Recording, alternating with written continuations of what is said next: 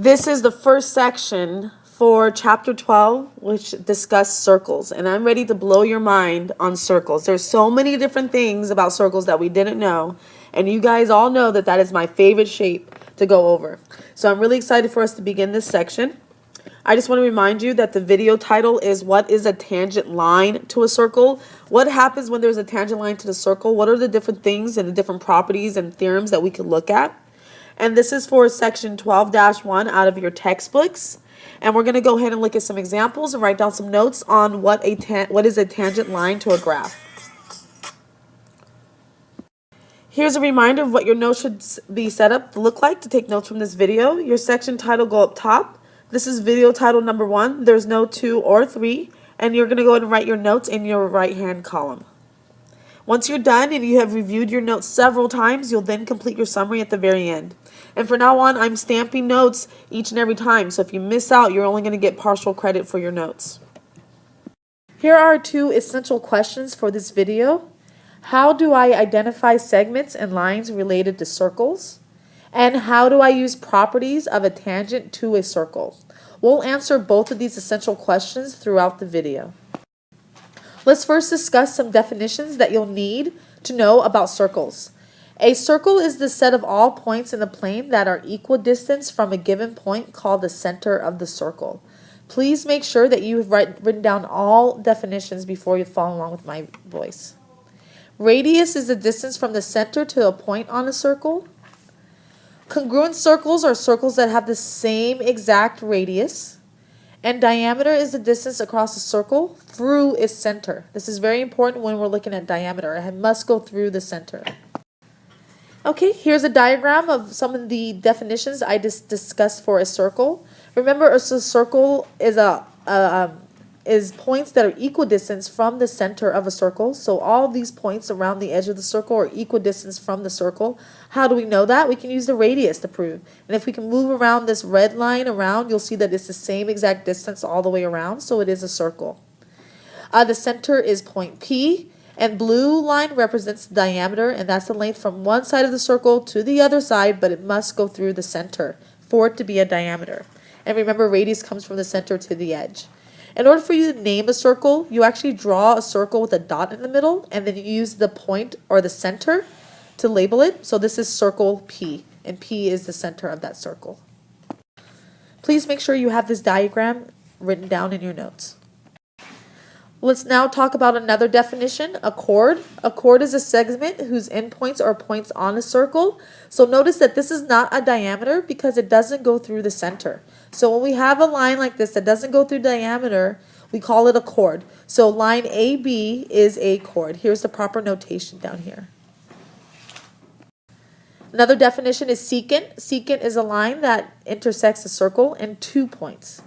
So notice that this is not a chord because we don't have endpoints here. Instead, you have a secant, this line that goes on forever and ever but goes through 2 points on a circle.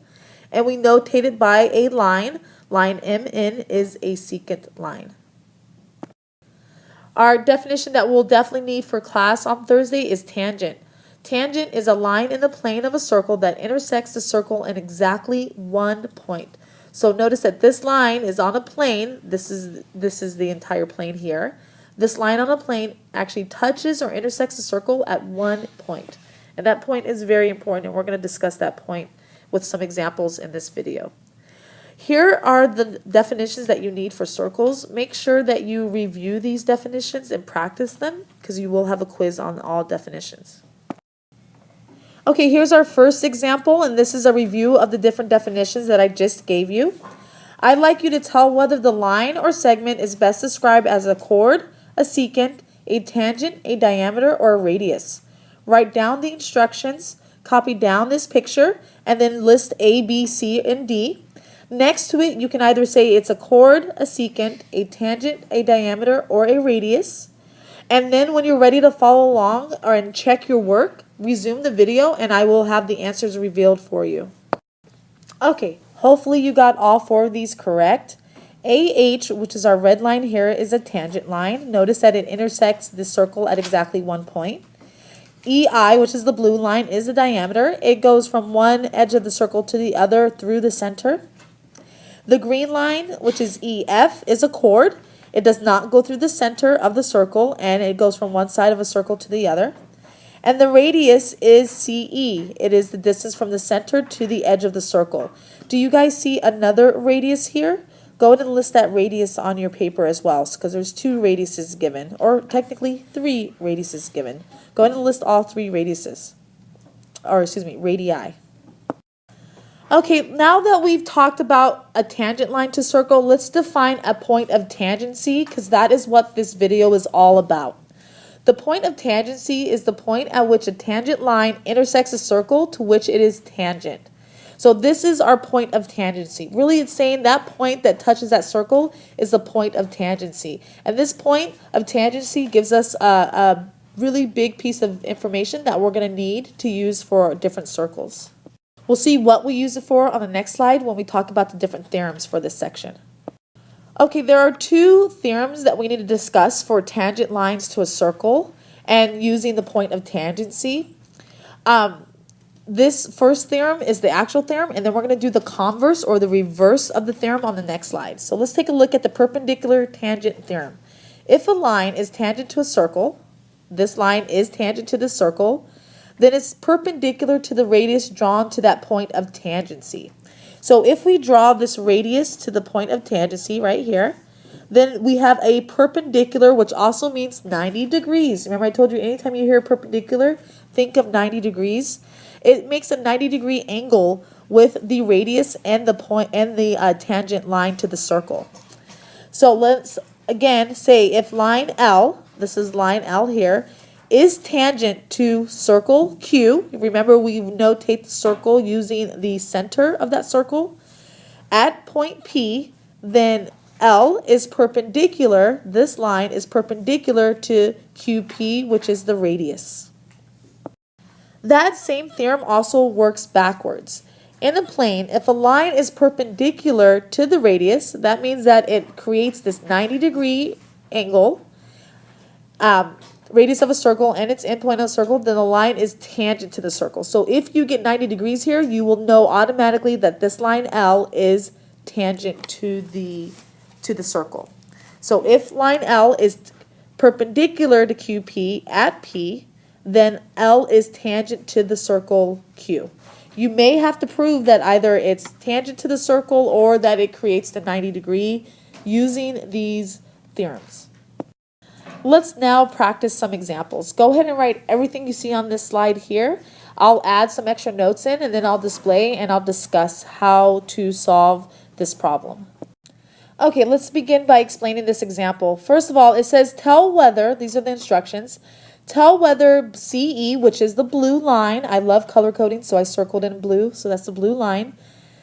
Tell whether CE is tangent to circle D, and I showed you circle D by outlining in red.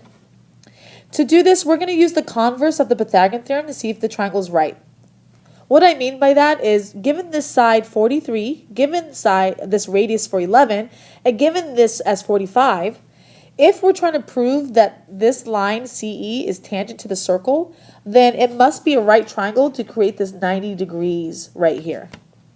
So let's use Pythagorean theorem then, since we have all the side lengths. And if it works for Pythagorean theorem, then it will be tangent. Here, you're going to see if 11 squared plus 43 squared is equal to 45 squared. That's why I put a question mark there, because we don't know if it's equal yet. So we have 129 plus 1849. Is that equal to 2025? No, it's not, because 121 plus 1849 is 1970. And that is not equal to 2025. Therefore, triangle CED is not right, and so CE is not tangent to circle D. Realize that this is the proof, and this is explaining what we just proved. You'll need both components to complete this problem. We are going to discuss this example further in class, so bring any questions that you have. And this is the one example we're going to do for tangent lines to a circle. Now we're going to go ahead and take a look at some examples when we have additional lines in and around a circle. Okay, here is our last theorem for this section. congruent tangent segment theorem. So what happens if you have more than one line that's tangent to a circle? What happens then? Well, if two segments from the same exterior point, so they have the same exterior point of S, are tangent to a circle, notice that we have a tangent line here and a tangent line here, and here's our point of tangencies at R and T, then they are congruent. So let's draw how we know that they're congruent here. So we'll put a mark here and here. They're saying that these two segments are congruent. Explanation is here. If SR and ST are tangent to point P, then SR is congruent to ST. Let's practice this example, this theorem in a few examples. Okay, here's example number 1. Please make sure you write everything down for this example in your notes, and then when you're ready to follow along with my voice, go ahead and resume. Okay, there's some important pieces of information they give us in the beginning. They tell us that AB is tangent to the circle at B, and AD is tangent to the circle at point D. So just remember a reminder of the different definitions. D and B are points of tangencies there. And since these two lines are both tangent to the same circle and they go through the same exterior point of A, that means that this side is congruent to this side. So we notate that here, AD equals AB. So AD, if I substitute it in, I have x squared plus 2. And then AB is 11 if I substitute in the side length. I subtract 2 to both sides, I get x squared equals 9. And then I square root both sides to get x equals plus or minus 3. So if I plug in x to be 3, positive 3 here, I would get the same length as if I plugged in the negative 3 value. So both x answers are possible. Bring any questions you have for this example to class. Okay, let's take a look at this. This is an extension of congruent tangent segment theorem, the last theorem we just looked at. And this is an extension because now we're looking at a circle being inscribed inside a quadrilateral here. You know, quadrilateral has 4 sides. The circle is being inscribed inside the quadrilateral. But then this circle is also circumscribed, the larger one, on the outside. Okay, that's some few vocabulary terms that we're going to discuss in class. But let's take a look. We're talking about the congruent tangent segment theorem. Remember that if they're going through the same point and they're both tangent to this line, then they're congruent. So this happens 4 different times on here. We have the x values are the same, the w values are the same. Notice they're going through this point and they're both tangent lines, and this is the point of tangency here. Z would be the same, these two segments would end up being the same, and the y would be the same. So this is an extension because you're not just looking at one example, and by one example I mean that you're just looking at this portion of the circle or this portion or this one or this one. You're looking at this circle being inscribed inside of a quadrilateral. So let's take a look at this example that I have here. I'm actually going to move it, okay, and expand it. Now let's see if we can apply what we just looked at for the extension to this example. If I have, let's go ahead and make some markings on here. This length is going to be the same as this length. This length is the same as this one. This length is the same as this length here. And this length here, which is 4, is the same as this one, which is 4.